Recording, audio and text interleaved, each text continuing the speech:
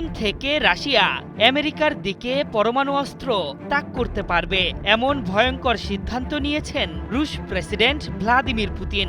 রাশিয়ার সাবেক president Dmitry মেদভেদেবের এক হুমকিতেই ঘুম হারাম আমেরিকার। তার হুমকির পরপরই গা বাঁচাতে মরিয়া হয়ে উঠেছিলেন ডোনাল্ড ট্রাম্প।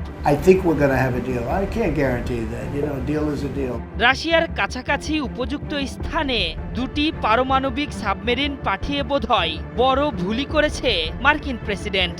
এ নিয়ে কোনো প্রতিক্রিয়া দিতে না চাইলেও বড়সড় পদক্ষেপ নিয়েছে মস্কো। তাতে ভেঙে গেল দুই দেশের মধ্যে ৩৮ বছরের পুরনো এক চুক্তি। সোভিয়েত আমলের ওই চুক্তি থেকে সরে আসার বিষয়টি নিশ্চিত করে রুশ পররাষ্ট্র মন্ত্রণালয় জানিয়েছে ১৯৮৭ সালে পরিস্থিতির কারণে রাশিয়া যে আইএনএফ চুক্তি স্বাক্ষরে বাধ্য হয়েছিল অবস্থা আর তেমন নেই।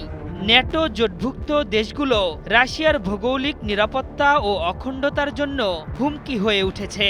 এ কারণে রাশিয়া আইএনএফ চুক্তি থেকে নিজেকে প্রত্যাহারের সিদ্ধান্ত নিয়েছে। Мы с вами демографические вопросы обсуждаем регулярно.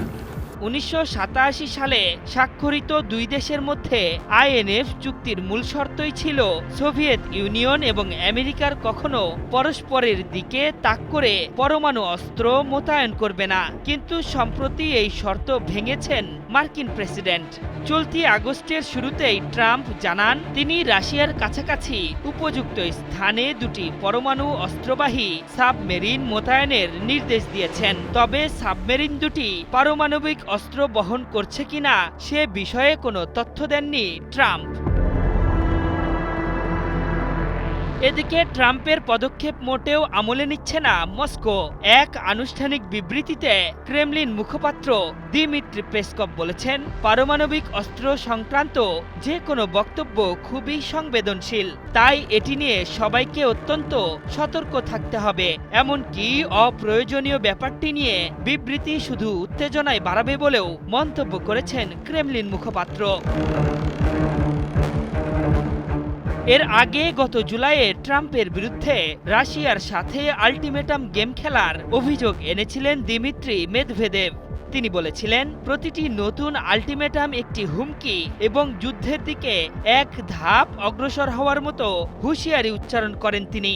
মূলত ইউক্রেনের সাথে যুদ্ধবিরতিতে রাজি করতে বা ট্রাম্পের নিষেধাজ্ঞা হুমকির পরই এমন মন্তব্য করেন রাশিয়ার সাবেক প্রেসিডেন্ট। এমন হুমকির পরপরই মেদভেদেভকে দায়ী করে রাশিয়ার কাছাকাছি উপযুক্ত এলাকায় দুটি পারমাণবিক সাবমেরিন মোতায়েনের ঘোষণা দেন ট্রাম্প।